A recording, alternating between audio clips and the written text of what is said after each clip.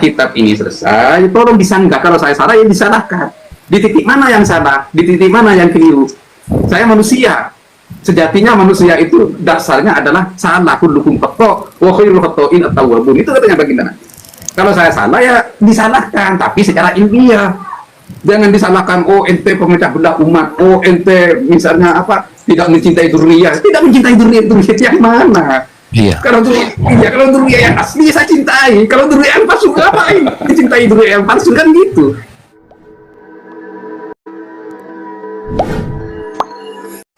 Akhirannya terus musyajarnya sudah saya susun semua clear.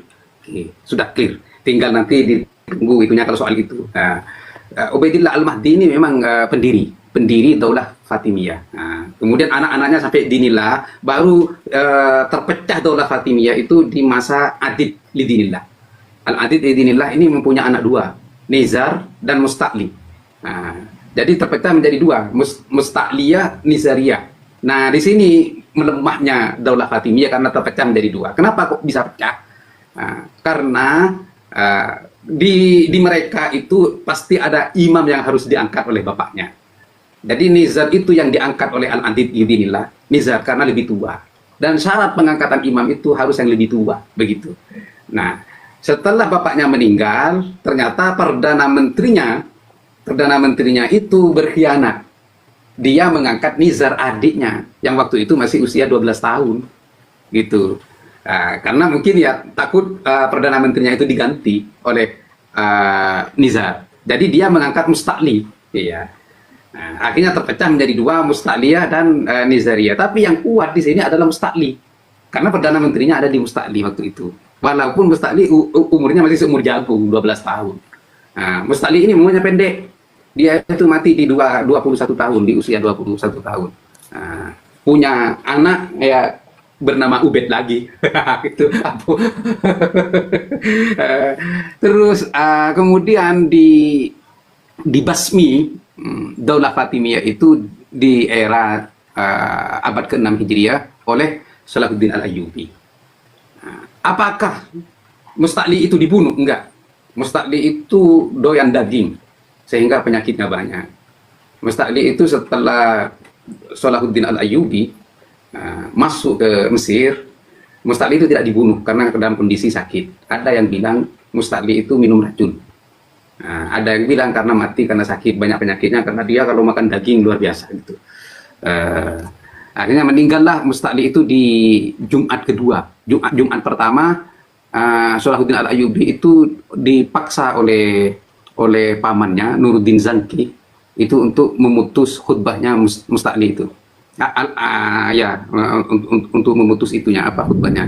Tapi Salahuddin Al-Ayyubi minta saran kepada para punggawanya, akhirnya jangan. Baru Salahuddin Al-Ayyubi itu naik khutbah di Jumat kedua. Bahkan ada isu ya. Ada isu katanya Salahuddin itu menikah dengan saudara perempuannya, mbaknya Al-Adid Lidinillah. Al-Adid Lidinillah itu ada yang menikah karena cantik sekali katanya. Kalau kembali ke sejarah awal, bahwa Said itu bukan anaknya Husain bin Ahmad bin Ubaidillah. Ini saya banyak hafal sudah. Bin Maimun Al-Qaddah. Jadi Husain itu menikah dengan perempuan janda yang sangat cantik di Kufah, yang suaminya itu adalah Yahudi Haddad, mempunyai anak Said. Kemudian Husain itu menikah dengan ibunya Said dan sangat menyayangi. Said itu dianggap anaknya sendiri karena Husain itu memang tidak punya anak. Ini yang kemudian dirubah namanya menjadi Ubaidillah Al-Mahdi, si Said ini. Di sebagian riwayat ada yang bilang bahwa Ubaidillah Al-Mahdi itu adalah bin Muhammad Al-Habib, bin Ubaidillah bin Maimun Al-Qaddah. Ada yang bilang seperti itu. Ini hanya sebagian riwayat. Nanti kalau sudah bukunya jadi itu lengkap semua. Saya pastikan itu lengkap dan pembacanya. Itu bukunya dalam bahasa Indonesia atau bahasa Arab ya? Sekarang saya masih buat kitab biar ini menjadi internasional. Saya buat bahasa Arab full dulu, baru nanti tinggal menyalin ke sebuah buku. Jadi pertamanya kitab, kemudian buku. Gitu. Baik, baik. Begini ya, nggak apa-apa ya kawannya, kita coba menggali lah dikit-dikit trial-trialnya aja. Berangkatnya Yai meneliti Ubaidillah bin Maimun ini, itu atas dasar apa ya? Atas dasar apa penelitian Yai kepada Ubaidillah bin Maimun ini? Apakah masih ada ketersambungan dengan masalah nasab? Enggak, sebelumnya begini. Jadi dari 2014 ini saya sudah mulai curiga dengan klan Ba'alawi ini, yang semakin ke sana semakin semenah-menah.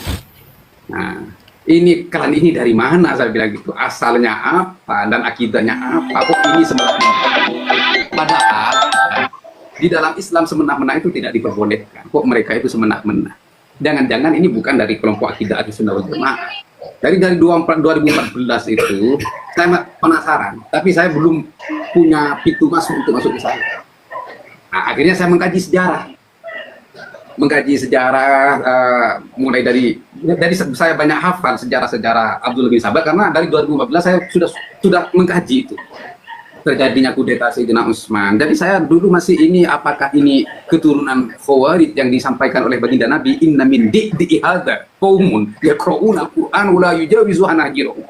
Apakah ini dari mereka? Terus saya menggali itu sampai 2019, puncak kejayaan gerakan Ba'alawi yang dipimpin oleh Rizik Syihab 212. Wah, ini kok semakin ke sana, saya bilang gitu. Ini gerakan agama untuk kepentingan politik. Ini sama persis dengan Syiah, Imamiyah. Wah, ini kok semakin ke sana, tapi saya kan masih belum punya pintu untuk masuk, masih belum ada adillah kalau mereka ini ke sana. Nah, sampailah di polemik nasab ini.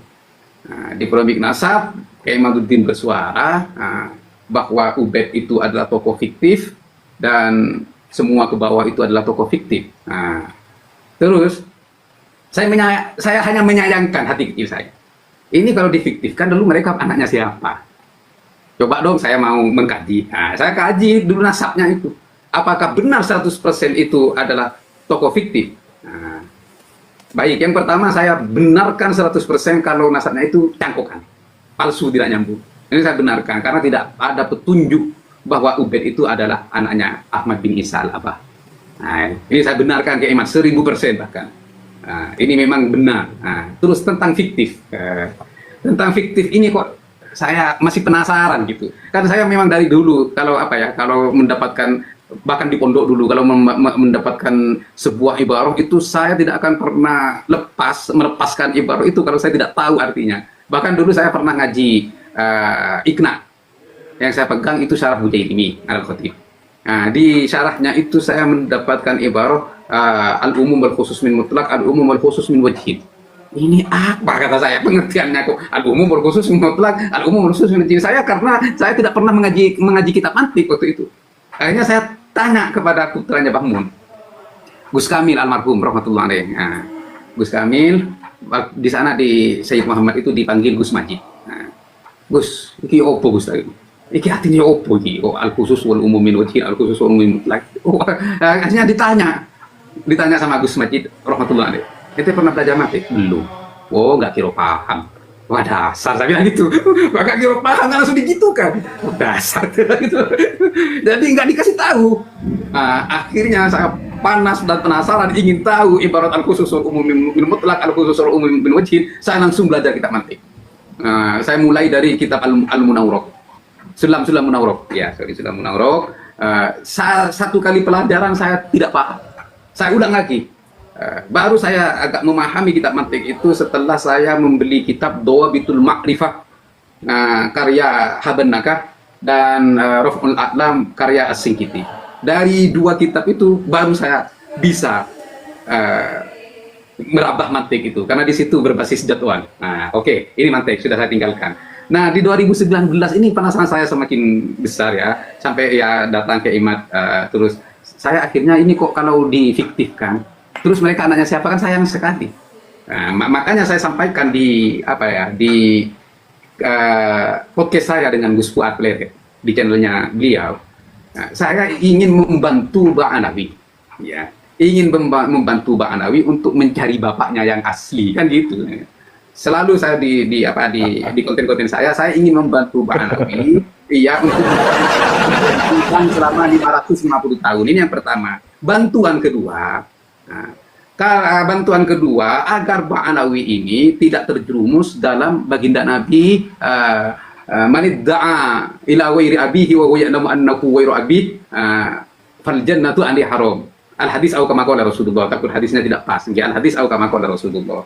Jadi takut Ba'alawi terjerumus dalam neraka, saya bantu juga. Ini bapaknya jenengan yang asli. Nah, itu yang kedua. Yang ketiga, membantu Ba'alawi. Kalau memang benar mereka itu adalah putra Ubaidillah bin Maimun Al-Qadda, ya jangan sombong-sombong mengaku Ahlul Bait. Sehingga orang lain dianggap di bawah kakinya semua. Jangan sombong-sombong. Ente bukan Ahlul Bait, ente anak cucunya Maimun Al-Qadda. Ini loh, sebagai peringatan kepada ente-ente semua Ba'alawi. Tak gitu kan? Ini kan membantu agar Ba'alawi, klan Ba'alawi ini tidak sombong-sombong, kan gitu. Wa dzakir fa inna dzikra tanfa'ul mu'minin. Jadi tujuan saya hanya ingin membantu klan Ba'alawi yang merasa paling super, yang merasa paling absolut, yang merasa paling luar biasa karena mengaku keturunan Nabi. Barangkali nanti kalau kitab saya ini sudah jadi dan selesai, saya serahkan ke Ba'alawi dan saya serahkan kepada para kiai. Barangkali nanti Ba'alawi tobat dan tidak sombong lagi dan tidak semenak-menak lagi. Itu tujuan saya. Terhadap tentang yang apa disampaikan oleh pecinta tadi, Bang Pecinta, jangan nanti kalau ada yang menyanggah terus dianggap menyerang. Tidak. Mulai sekarang saya sama teman-teman itu ditanyakan, ditelepon suruh menghadap ke sini ke situ. Tolong, saya masih mau belum menghadap sebelum kitab ini selesai.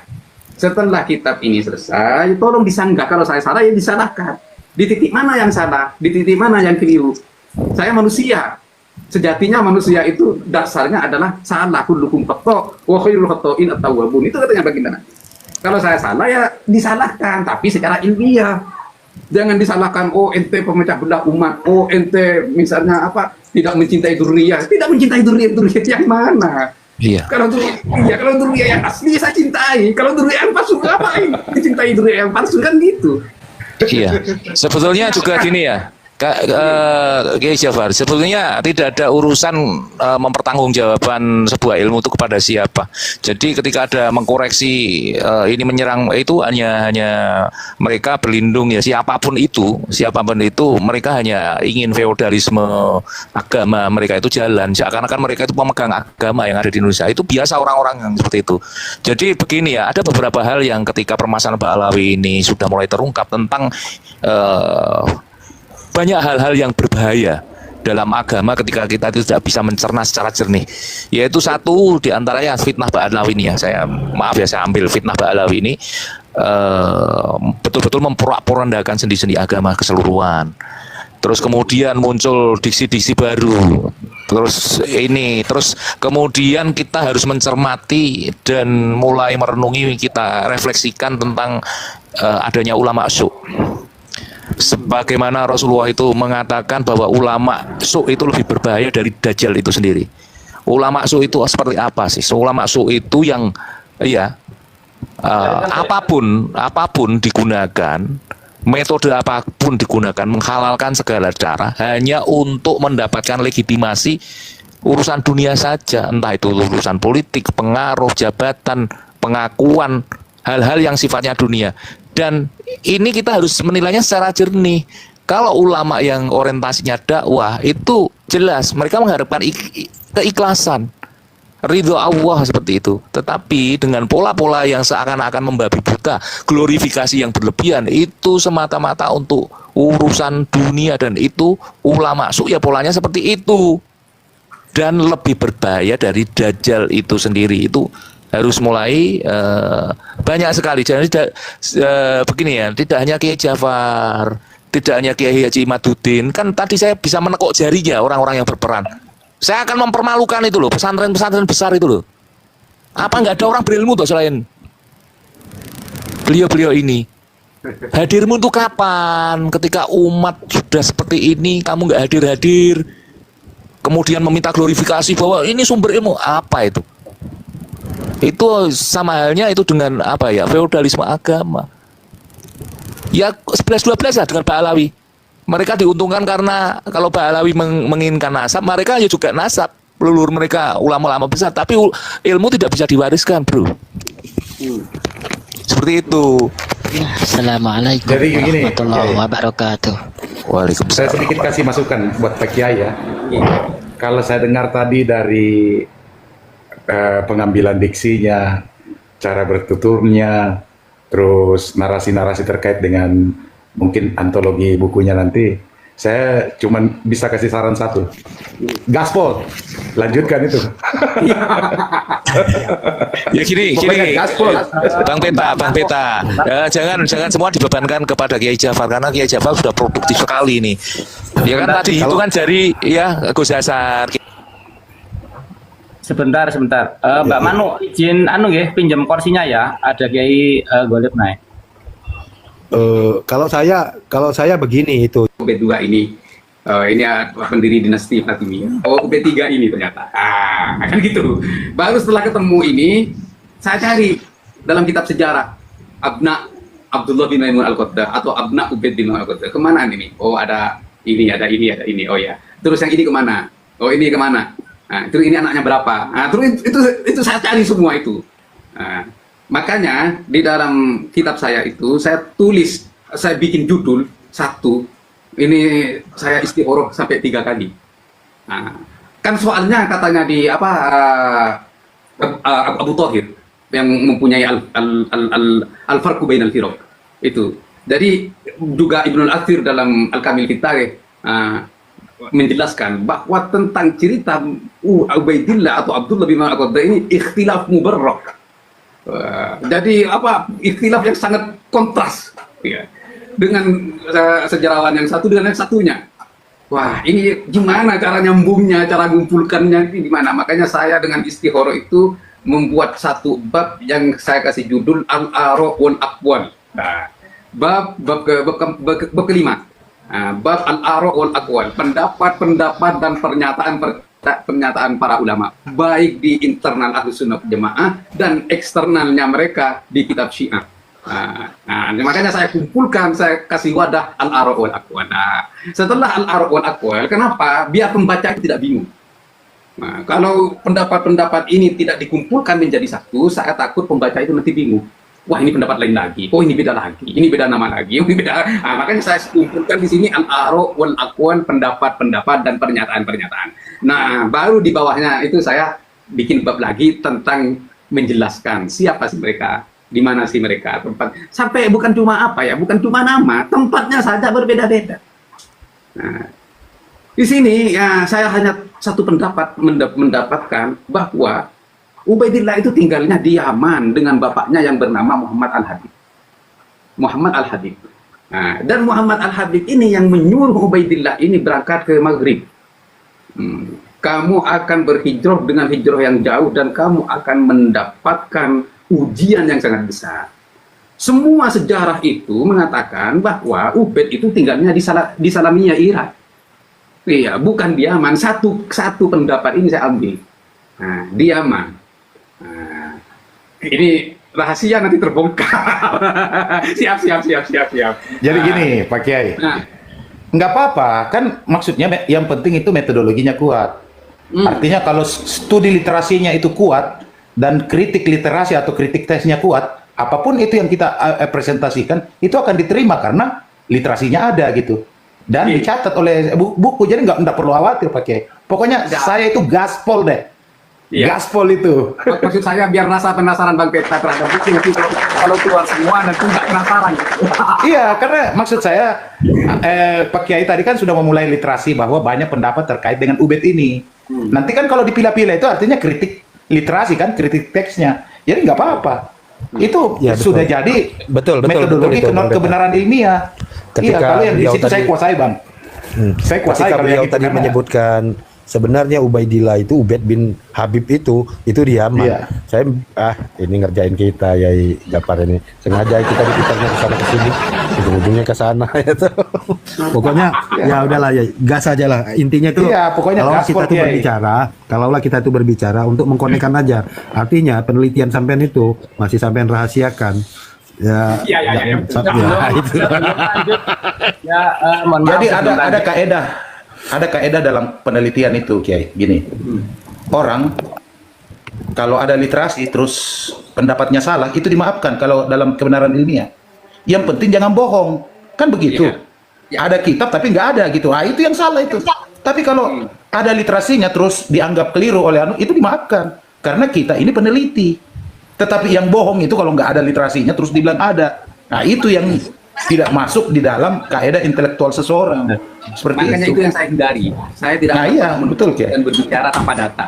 Nah, gitu. Nah iya, harus begitu Pak Kiai. Saya sih kalau ngelihat tadi narasinya itu, saya sudah bisa paham bahwa apa yang nanti akan Kiai muat dalam kitabnya itu pasti berbasis literasi gitu. Kan dikit-dikit itu kita bisa ngelihat diksinya orang gitu Kiai. Dan saya pikir Pak Kiai ini menguasai itu. Nah itu ada Pak Kiai Nusantara itu, silakan. Assalamualaikum Pak Kiai Golif, Bani Arsyadi. Di mute dok. Waalaikumsalam warahmatullahi wabarakatuh. Suara nih hostnya masuk enggak teman-teman? Masuk. Masuk. Assalamualaikum Kiai Ja'far, Kiai Golif, kawan-kawan semua. Waalaikumsalam. Oh ada Bang Bani ternyata. Iya. Iya Bang Lanjut, Bang Kiai. Bani, Bang Bani. Belajar. Bang Bani, iya, Iya, jadi iya. kan belajarnya sudah lama. Itu tentang Syiah, korelasi Syiah dengan Ba'alawi itu dibuat buku. Sama afiliasi sama Bang Peta juga boleh. Biar Mukibin Insya Allah. itu bisa merekatnya itu kayak tokek itu bisa renggang, kemudian sadar bahwa mereka yang mereka ikuti itu orang-orang Syiah gitu loh. Dan itu salah satu metode untuk memisahkan Muhibin dengan menunjukkan yang mereka itu bukan ahli sunnah, melainkan Syiah yang sedang bertakyah. Begitu Kang Bani. Ya, Oke, berhubung sudah ada Kiai Golib, ada Kiai Ja'far, kita sesinya bedah buku nggih kawan-kawan ya. Jadi teman-teman bolehnya bertanya ya, bolehnya bertanya. Tidak ada tanggapan atau diskusi yang lain, bolehnya bertanya. Jadi seputar tentang bedah buku Nasab Ba'alawi, karena beliau-beliau ini ada narasumber ya, supaya yang di bawah sama yang di atas juga bisa terpahamkan.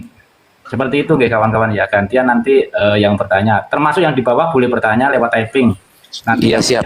Ya, nanti yang Siap. Iya, siap. Ya, komentar kali ini untuk komentar yang miring-miring langsung saya bisukan ya. Ya. Karena sedang bedah buku, kita ngambil ilmu. Kalau yang nggak mau ngambil ilmu, ya nggak usah ikut komentar.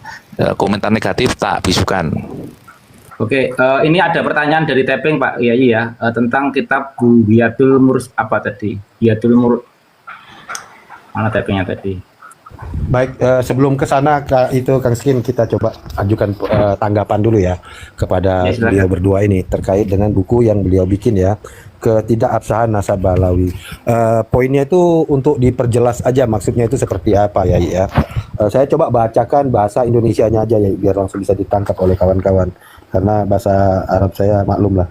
Ini dari pengantar Ya, silakan. beliau berdua ini terkait dengan buku yang beliau bikin ya, Ketidakabsahan Nasab Ba'alawi. Debatan bahwa habaib ning Indonesia kuwi palsu setelah diteliti. Apa? Palsu diteliti. Iki ora Habib keturunane Kanjeng Nabi. Diteliti jenenge Kiai Imaduddin Usman Al-Bantani ku neliti. Iki Habib kok kelakuane ngene, kok ngajak perang terus, kok ngajak demo terus. Nggih ta? Sithik perang, sithik demo, sithik maidu, ulama dipaidu nggih. Niki maidu ulama dipaidu wis salah-salahno. Ulama iki Gus Dur buta mata buta hati nggih. Nate pirang Gus Dur dianu buta mata buta hati Kiai Said iku piye diam sedis. Kabeh kiai-kiai, tokoh-tokoh NU mayoritas dipaidu. Itu elek-elekno. Iki gak sesuai iki nak keturunan Kanjeng Nabi. Gak masuk akal. Keturunan Kanjeng Nabi kudune akhlake iku luar biasa. Kanjeng Nabi iku akhlake sangat halus. Pokoknya sangat halus. Kanjeng Nabi. Lah iki kok ngaku keturunan Kanjeng Nabi, kok perilakunya seperti ini. Akeh sing cerita-ceritane gak masuk akal. Cerita wong kiai sing pinter, sing alim iku enggak luwih apik daripada Habib siji sing goblok maksiat ndah. Kan ya enggak masuk akal. belajar karo kiai sing ora keturunan Habib iku tidak lebih baik dari belajar ning Habib sing goblok sekalipun. Sampai disampaikan seperti itu, lah nak belajar ning gone wong goblok iku entuke apa kira-kira? Walaupun keturunan Nabi ngakune. Terus akhirnya diteliti sejarah itu dibuka zaman biyen. Dibuka kabeh kitab-kitab kuno, diteliti bener-bener secara jeli.